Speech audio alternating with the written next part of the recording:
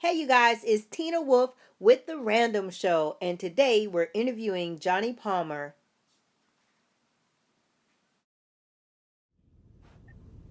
Okay, you guys, hello. It is Tina Wolfe. I am here to do a interview with Mr. Johnie Palmer, who I met, who is an amazing young man that I met in the gym. We've got a phenomenal story to tell and share with you guys about him. Let me bring this up here. So, Mr. Johnie, say hello to the people. Hello. How's everybody doing? So, I was just telling them that the way that we met was at the gym. You want to tell people what you were doing at the gym that day when we met? Oh, you're gonna put me on the spot. Okay. Well, Yes. I was actually she caught me in the mirror taking my little selfie in the mirror after a great workout. I was sweating so hard because I did a lot of cardio, and I said, you know what, I need to take a picture of this. And that's what happened. She walked up on me right there next to the mirror, and kind of got to talking, and I kind of got to talking to her, and her friend was on the other line and was like, "Man, he sound motivation. He's motivating me right now." And Exactly. that's where it all started. That's where it all started. It is. That is where it all started. And then we later met up, scheduled an appointment, and later met up at Starbucks and had a very interesting conversation because when I meet people, I feel like everybody has a story to tell. And his stories with an S, definitely some books in him. And oh my gosh, very interesting. My mouth was like open half the time. And I'm like, I got questions. Wait a minute. Why did you do that? It's just not normal. So, one of the things, why don't you tell everybody where you're from?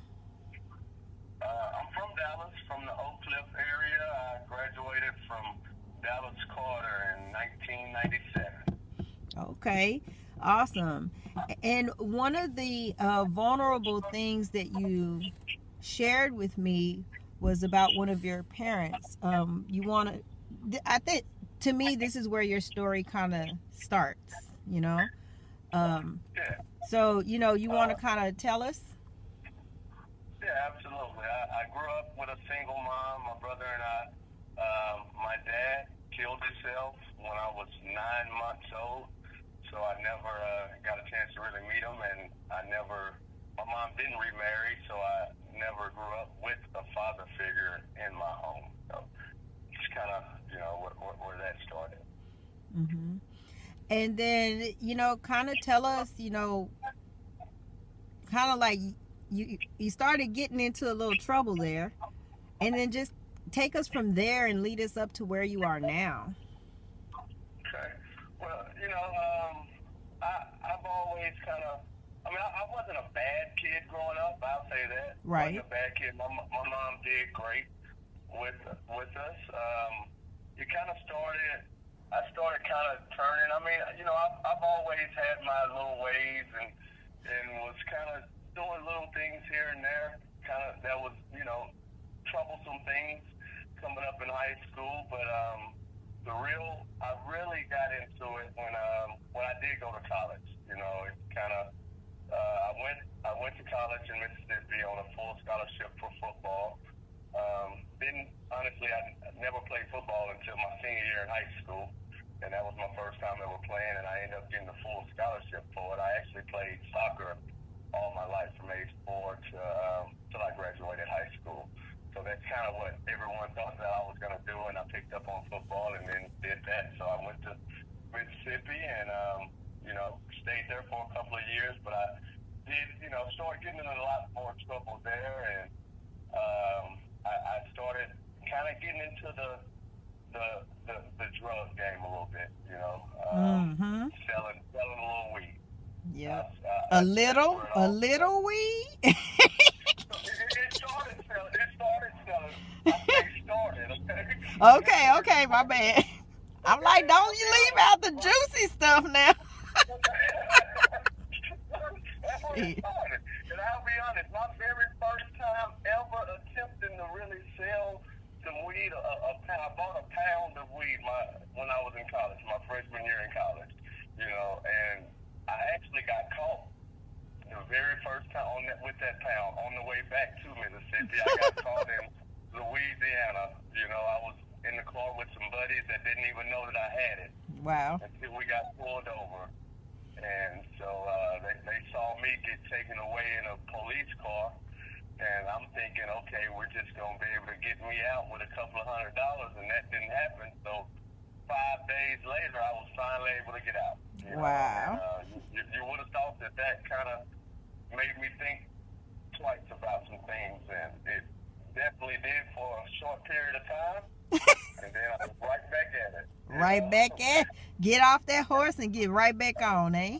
All right. Yeah, absolutely. So, you know, I started kind of selling weed when I was at Alcorn. You know, starting to get a little bit more. People was bringing it, and I was still going back to Dallas to get more. And, you know, I ended up not only staying at Alcorn for 2 years, because of issues with the football coach and things like that. So I came on back to Texas, went to Prairie View. I went to Prairie View for a year, and I was selling weed at Prairie View the whole time I was there. And the reason why I didn't go back, I planned on playing football at Prairie View, but I didn't. I did the off season with them, but about a week, maybe if that, maybe a day or a couple of days before we were supposed to get out for the summer, one of my really good friends was he was murdered at Prairie View. So that took another turn for me. So I didn't want to go back there. So I came on to North Texas out here and Denton, and then that's where everything really kind of started. I started getting in a lot. I won't say trouble because I wasn't getting caught at the time, but I started getting into a lot more mess. You know. Yeah. Started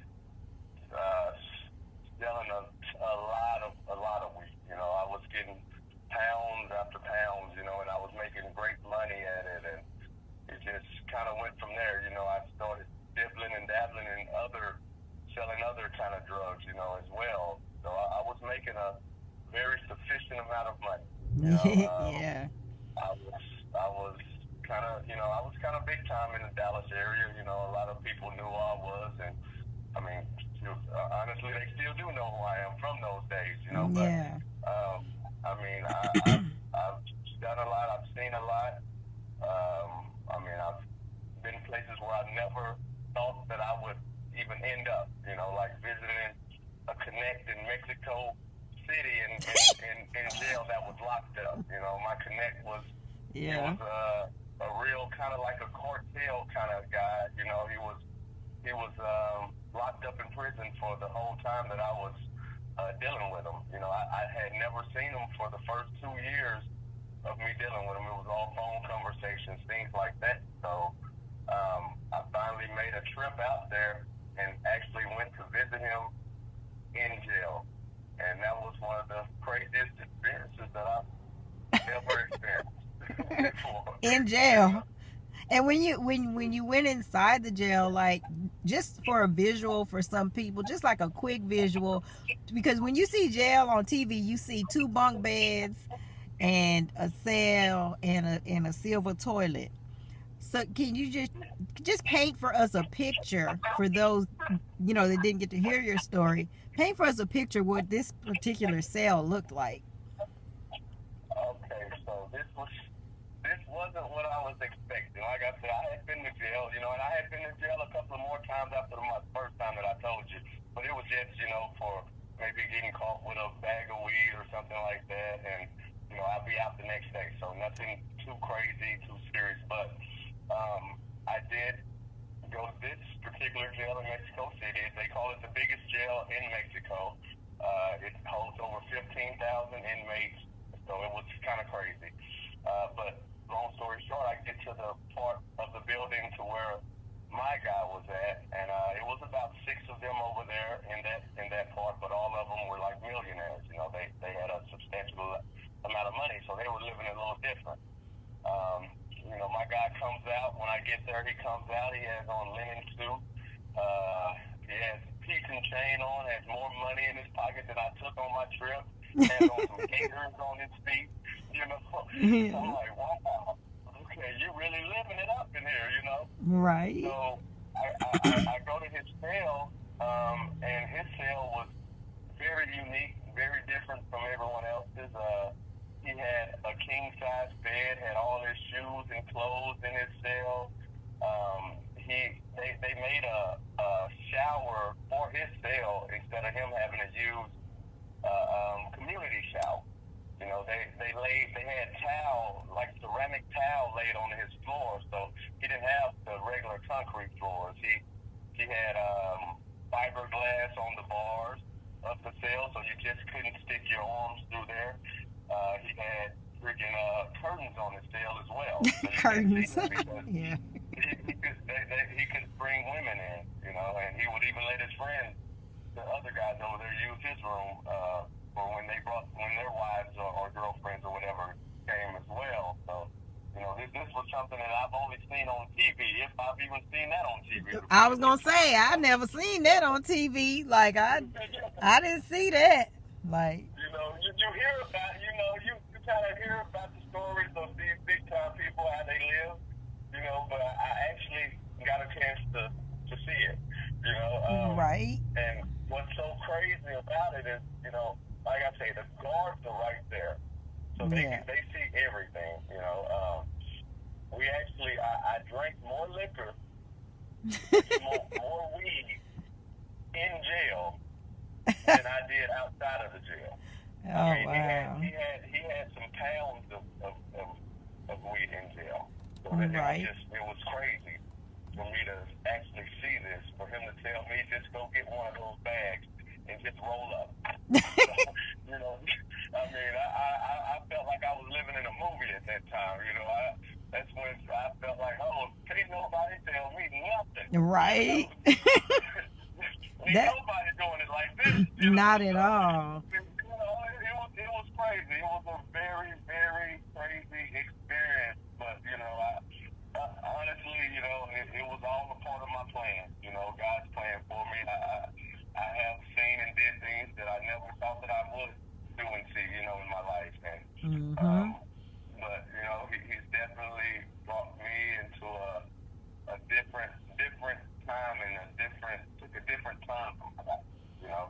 Absolutely. And so now, so now that you're now that you're no longer, you know, providing those services and you've passed those on to the other people, you know, and you know, now you're into real estate. So can you tell us kind of like what happened? Like, how did you get into that? How'd you go from dealing drugs to dealing buildings? You know, it was you know, real estate wasn't anything that I thought about doing. I had no clue of what I was going to be doing. You know, I always, with me dealing all those, you know, the drugs that I did deal, I always tried to keep at least some type of job, you know, just to say, okay, I do have a job, you know, I wasn't just crazy, you know, knew that I couldn't just be balling out here and not have anything, you know, to back it a little bit at least. But, you know, I was just, one of my buddies was he was one of my very good friends. He played for the Cowboys at the time. Yes. And he had a buddy that did real estate that we all hung out together, and he did real estate, and I knew he did very well at it. So my buddy was like, hey, you know, Romar is going to expand the real estate company to Dallas, man. You should think about getting your real estate license. And, you know, like I said, I had never thought about that. I never knew what else I was going to be doing besides selling some drugs and maybe working a job here and there, you know, and things like that. So I never thought about a real career, you know, before. So once he told me that, I was like, you know what? Man, Romar, he be balling. Yeah. he got the Hummer, you know, he got like lots of stuff. So, you know, he got the legit baller status. Like, okay. Maybe I should think about doing that, you know. So that's what I did. I ended up going to take my classes for it. I mean, I know I was an outcast in those classes because I was the guy with the piece and chain on, all the jewelry in the class. classes, and I was probably smelling like weed when I went. You know, I'll be honest with you. Right. I was definitely smoking tough at that time, and was going everywhere like that. So I was an outcast in there, but I still didn't let that hold me back. With all that, I felt like I still had a good personality. Yes. And that's what kind of drew people to me was my personality. So I finished those classes and I was able to take my test. And let me tell you, me taking that test was not easy. Yeah. Okay? It was a two-part test, a state and a national part to the test. And I was still very heavy in my partying and all this because I was still making my great money and stuff. So I was partying, probably 5 days out of 7, and yeah. So I really wasn't studying for that test, okay? Right. So I'm gonna be honest with y'all. I don't tell people, too many people this. Yeah. Well, the world gonna know now. but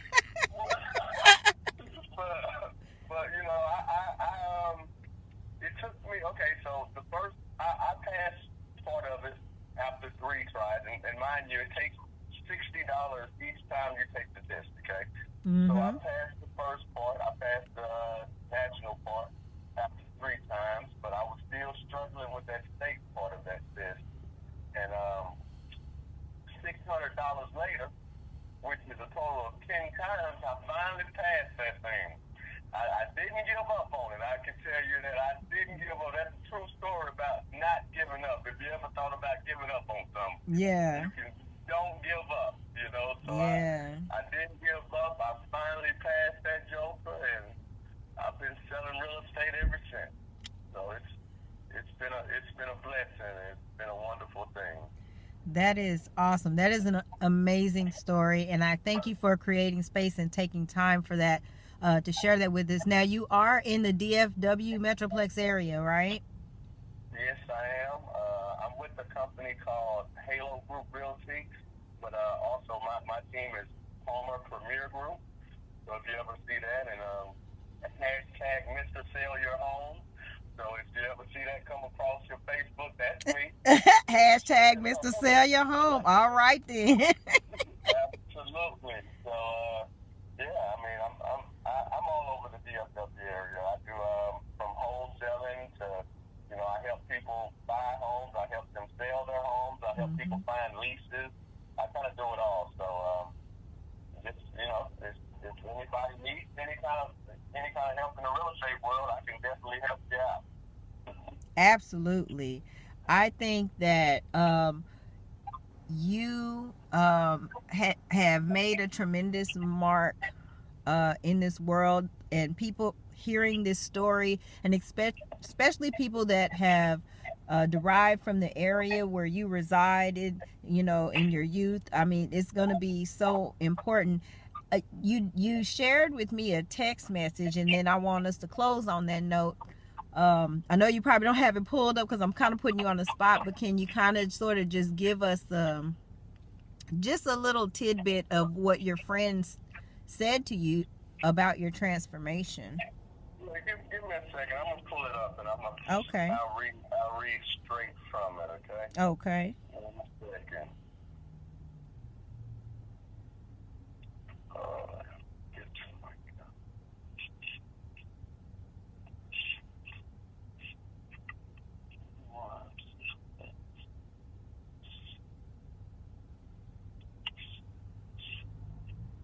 Okay. So I'm almost there. Okay.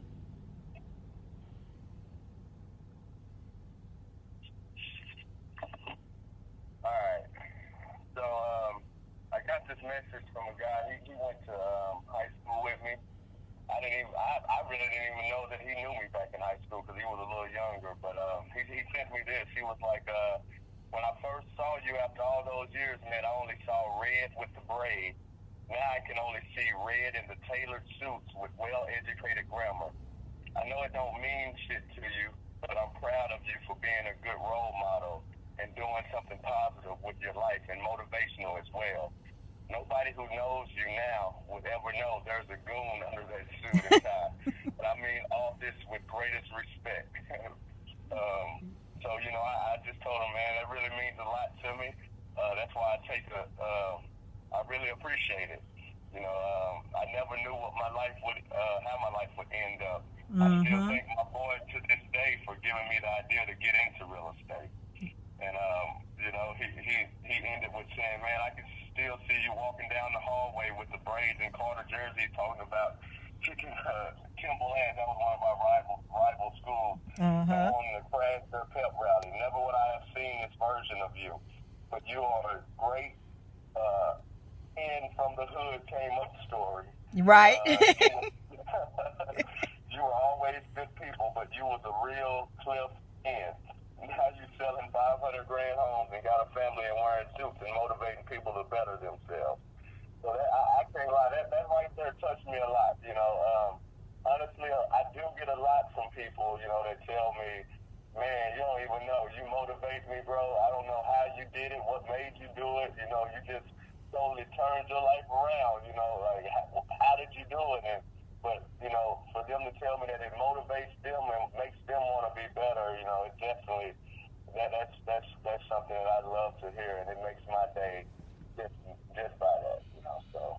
Absolutely. And I'm going to put you on the spot.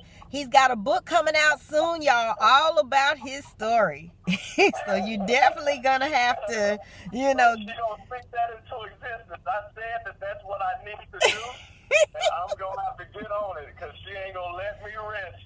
At all. I know it. That's what's up. That's an accountability partner for you. Exactly. And if you are wanting him to come and speak to some of the people that are in your community to share his story, he will make himself available to you. I'm absolutely sure that he would love to do that, especially if you have a youth program, you know, of kids that may be a little discouraged because, you know, you just never know. You just never know whose life, you know, it can be changed. So, you know, you guys reach out to him. He is a motivational speaker, soon to be author, and also he will help you with your real estate needs. So, you guys, we thank you, Johnie, for spending so much time with us and sharing your phenomenal story.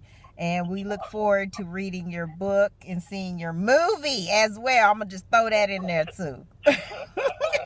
Absolutely. I appreciate you for taking the time to even interview with me. I know this takes valuable time out their day as well, so I appreciate that. And even thinking that I had a good enough story for you to interview. Oh, absolutely. All right, you guys, y'all have an awesome and amazing day. And remember to compliment at least 5 people a day because you never know whose life you can change. You never know what vibration you can raise in that person. And you definitely never know what door of opportunity you can open. Like this one right here. All right. Y'all have a great day. Love you. It's Tina Wolfe. Goodbye.